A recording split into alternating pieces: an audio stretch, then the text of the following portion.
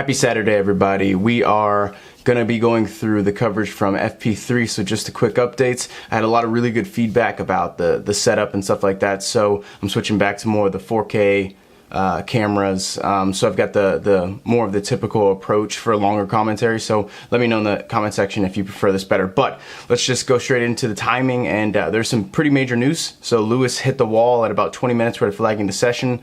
We don't know if it's going to be a chassis change. If so, he's going to be starting from the back of the grid. I'll update you as things happen and develop, so make sure to follow Cranky Yankee F1 Twitter account, because I've been doing a lot of live tweeting and engaging a lot with people. So more of the live updates over there, but that's probably the major news. The other major news is Ferraris dominating, so they continue their dominance, and it's looking like they probably will snag a pole, but don't count Valtteri out, and of course don't count Lewis out. But it looks like Max and also Albon are on different strategies. So in terms of challenging for that pole, it really looks like it's going to be one of the Ferraris. Now the inter-team battle, that's going to get more interesting. As of right now, it looks like Leclerc has the upper hand, but obviously Sebastian Vettel is a very seasoned racer, and he's been, he's grabbed the pole position from Leclerc a couple times. But I wouldn't count this one out, and it wouldn't be Leclerc's first pole. So let's go through the timing. So you got Leclerc winning FP3 at 144, spot 206. Vettel in second, just behind him at plus 0.451. You got Valtteri at plus 0.497. You've got Daniel Ricciardo at plus 0.768. Max Verstappen plus 1.106. Sergio Perez plus 1.315. Lewis Hamilton plus 1.360. Now the track was starting, there's evolution in the track, but again he red flagged the session, and it's not like qualifying where the clock stops, so no clock stopping. So the time countdown, continued to count down. He obviously didn't get back out. He only got a few runs in. Kimi Raikkonen at plus 1.453. Obviously Kimi's going to do well here. He's got 4 wins here. Ironically, Lewis Hamilton, this is his worst track. He's got 4 retirements. So it's going to be the weekend of 4s. Let's see if Kimi can continue his run. You got Giovinazzi, again another Alfa, plus 1.482.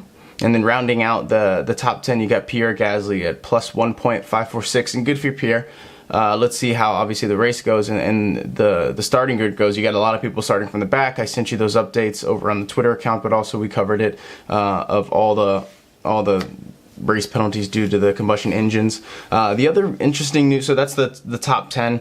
And I'll include just the rest of the grid if you want to check it out in the description box. But the other interesting thing was the McLaren and the Renault are actually running on Spec 3, or they upgraded to Spec 3, took the engine penalty, but then have reverted back to Spec 2.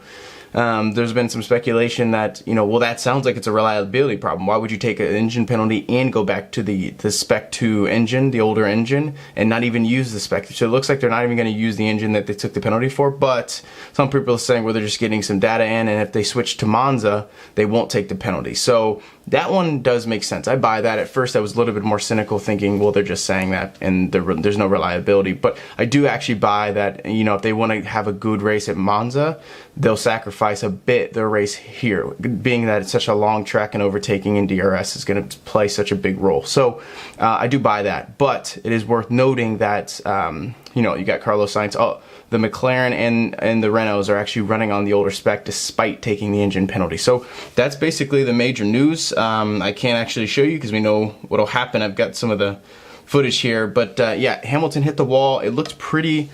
He went in pretty hard. He was a little bit shaken up, but I think he was more disappointed with himself. And outside of that, yeah, he hit the wall at Fanes at 30 minutes, and it looks like, other than that, the only thing worth noting is Max looks really uncomfortable. Obviously, he's not qualifying there in the top 3 like I kind of thought he might. But Valtteri's taking that 3rd spot, who's been consistent. But it looks like Max is a bit uncomfortable. He had some power loss yesterday, and everything was fine today mechanically, but he's complaining about his back wheels locking, or his front wheels locking up. He's coming on radio talking about that all. He just seems really irritated. So that's basically the major news. The Racing Points look good. The Alphas look good. Lewis has a lot of work to do. We've got less than 90 minutes or whatever, but I think he'll make it back. It's all about how he responds, and you think about how he responded in Canada, quite strong. So I'll keep you updated. Make sure to check out this channel for the qualifying update. I might do live coverage. So again, let me know in the comment section if you would hop on this channel. I might do the last 10 minutes of Q3 and just do like a live reaction and walkthrough.